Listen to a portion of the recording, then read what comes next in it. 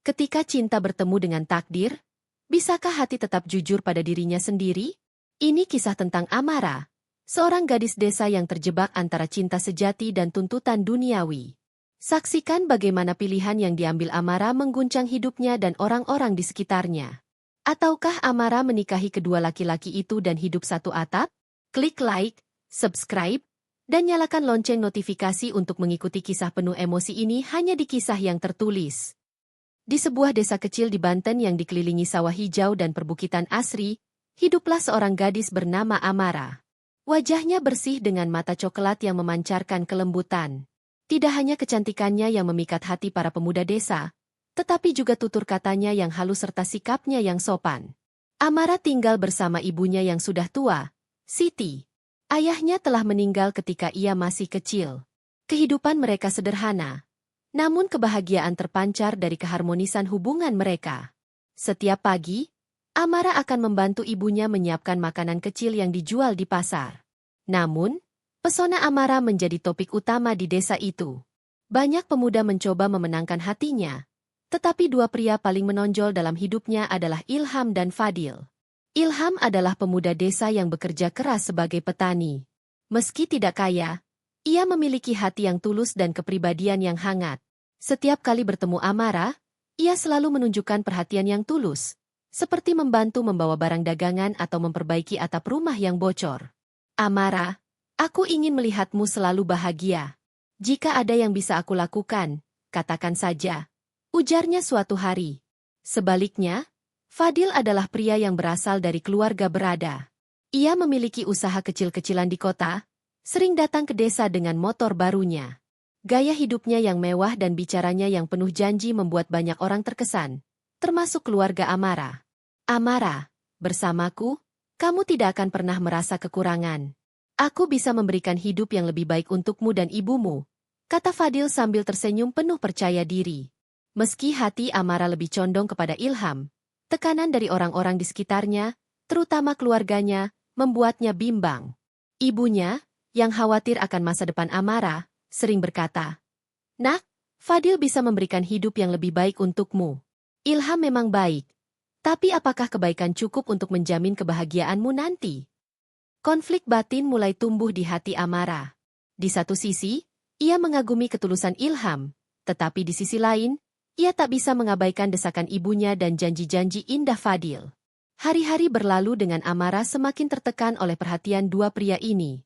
Gosip di desa pun mulai beredar. Orang-orang bertanya-tanya siapa yang akan dipilih Amara, membuatnya semakin sulit untuk mengambil keputusan. Hingga suatu hari, saat matahari terbenam di balik bukit, Fadil datang ke rumah Amara bersama keluarganya.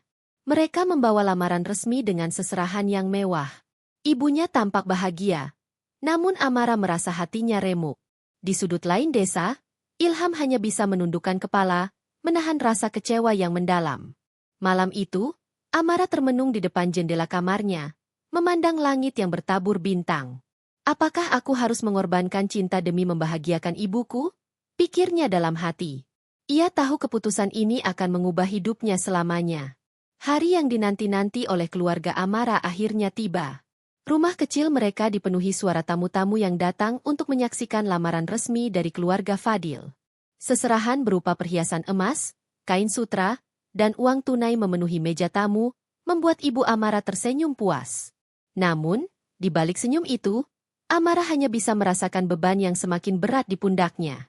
Amara, ibu tahu ini adalah keputusan terbaik untukmu. Fadil bisa membahagiakanmu, nak, kata ibunya sambil menggenggam tangan anaknya.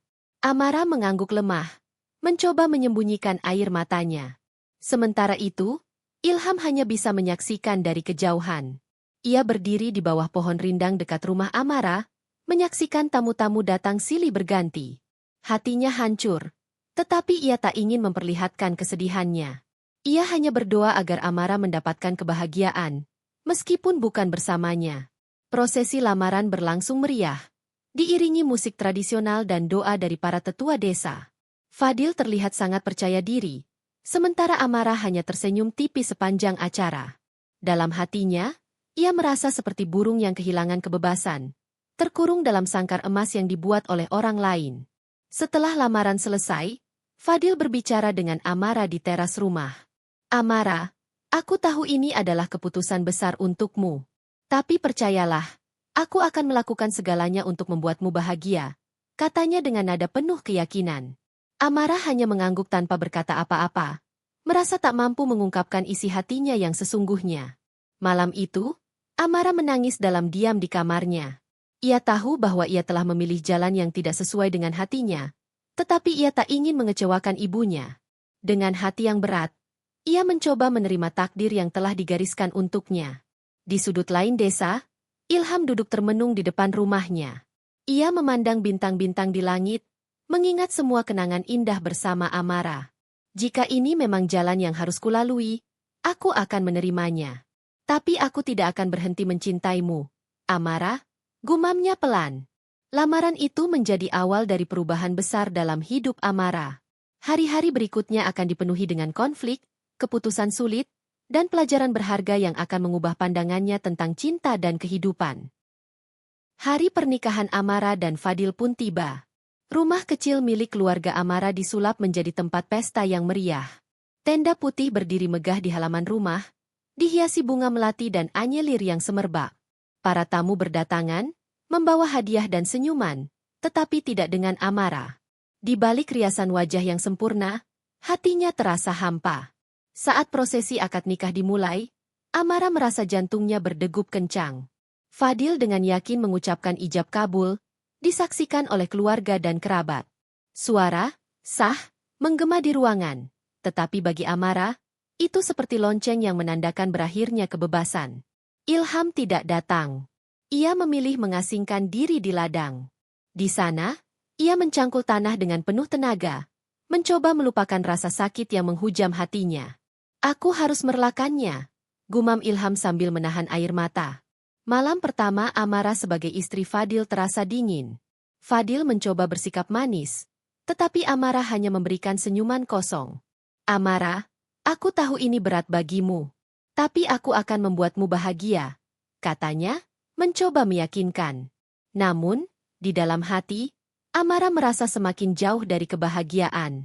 Hari-hari berlalu, dan Amara menjalani peran sebagai istri Fadil. Namun, bayangan tentang Ilham terus menghantui pikirannya. Ia merasa bersalah, tetapi ia juga tidak bisa memaksa dirinya untuk mencintai Fadil sepenuhnya. Konflik mulai muncul ketika Fadil mengetahui bahwa Amara sering termenung dan melamun. Amara, apa yang sebenarnya ada di pikiranmu? Tanyanya suatu malam. Amara hanya diam, takut menyakiti hati suaminya. Tetapi dalam diam itu, Fadil merasa ada sesuatu yang salah. Sementara itu, Ilham mulai mencoba melanjutkan hidupnya.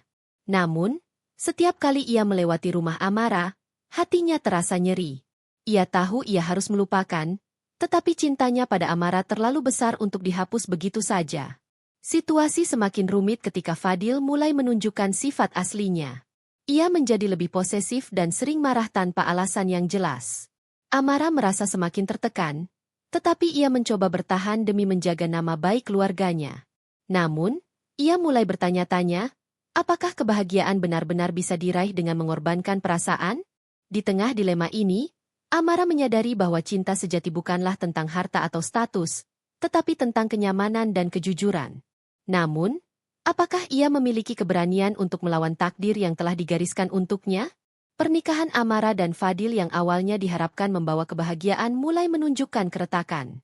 Sikap posesif Fadil semakin menjadi-jadi, hingga Amara merasa dirinya seperti burung dalam sangkar. Setiap gerak-geriknya diawasi. Jika Amara terlambat pulang dari pasar atau terlihat berbicara dengan pria lain, Fadil selalu menyulut pertengkaran. Aku hanya pergi membeli sayur di pasar. Mas, tidak ada yang perlu kau khawatirkan, ucap Amara mencoba menenangkan. Namun, Fadil tetap tidak puas. Kau pikir aku tidak tahu apa yang ada di pikiranmu? Kau masih memikirkan Ilham, bukan? Amara terdiam, hatinya tersayat mendengar tuduhan itu. Di sisi lain, Ilham mencoba memulai hidup baru. Ia mulai bekerja lebih giat, berharap kesibukan dapat membantunya melupakan Amara. Namun, desas-desus tentang pernikahan Amara yang tidak bahagia akhirnya sampai di telinganya. Suatu hari, di tengah perjalanan menuju ladang, Ilham bertemu dengan salah satu tetangga Amara. Kasihan Amara. Sejak menikah, hidupnya tidak pernah tenang, kata tetangga itu. Ilham hanya bisa mengangguk, meskipun hatinya bergolak.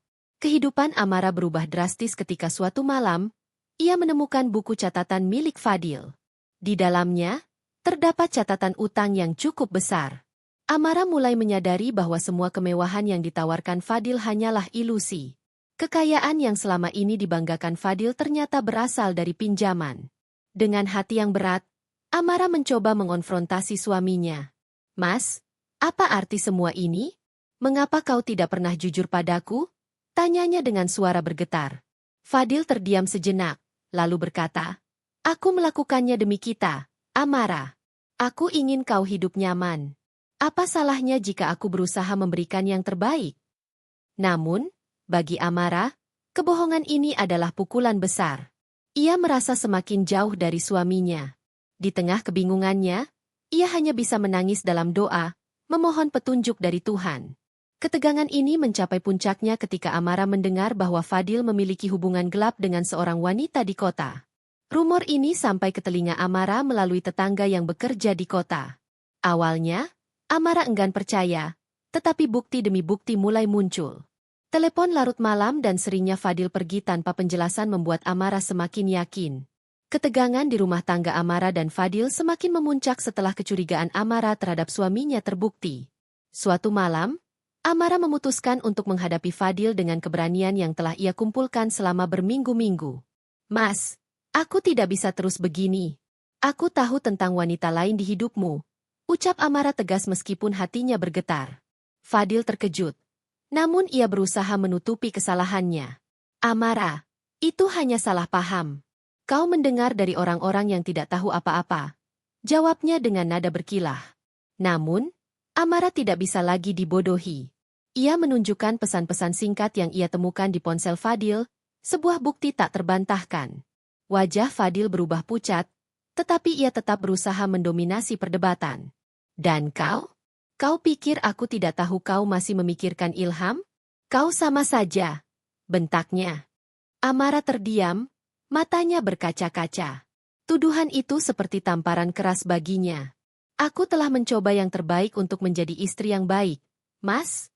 Tapi kau yang terus merusaknya," balasnya dengan suara bergetar.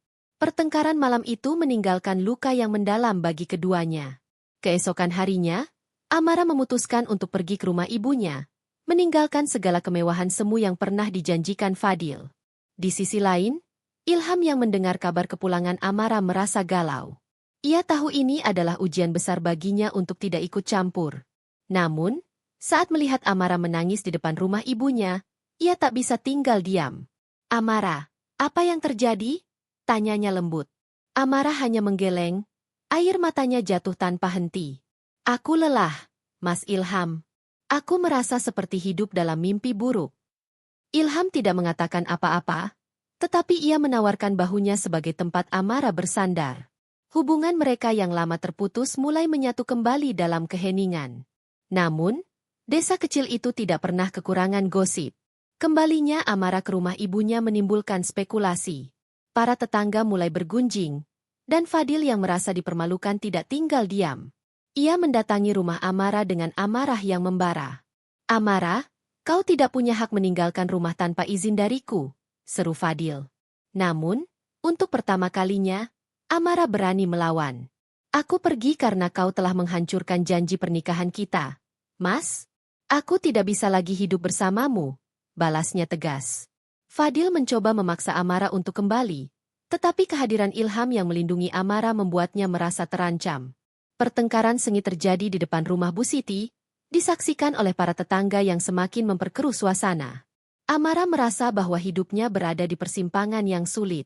Ia tahu bahwa keputusan yang akan ia ambil selanjutnya akan menentukan segalanya. Setelah pertengkaran di depan rumah ibunya, Amara merasa bahwa hidupnya tidak akan pernah kembali seperti semula. Ia memutuskan untuk membawa masalahnya ke jalur hukum agama. Bersama ibunya, ia menemui seorang tokoh agama di desa untuk meminta nasihat. "Amara, pernikahan adalah amanah yang suci, tetapi jika tidak ada lagi kedamaian di dalamnya, Islam memberikan jalan untuk menyelesaikannya," ucap sang ustaz. Dengan dukungan keluarga dan bimbingan agama, Amara mengajukan gugatan cerai kepada Fadil. Keputusan ini bukanlah hal yang mudah baginya, tetapi ia merasa inilah jalan yang terbaik untuk menyelamatkan dirinya dari hubungan yang penuh kebohongan. Proses perceraian berjalan tidak mudah. Fadil berusaha mempertahankan pernikahan mereka, tetapi Amara tetap pada pendiriannya. Akhirnya, perceraian mereka resmi diputuskan, dan Amara kembali hidup di rumah ibunya.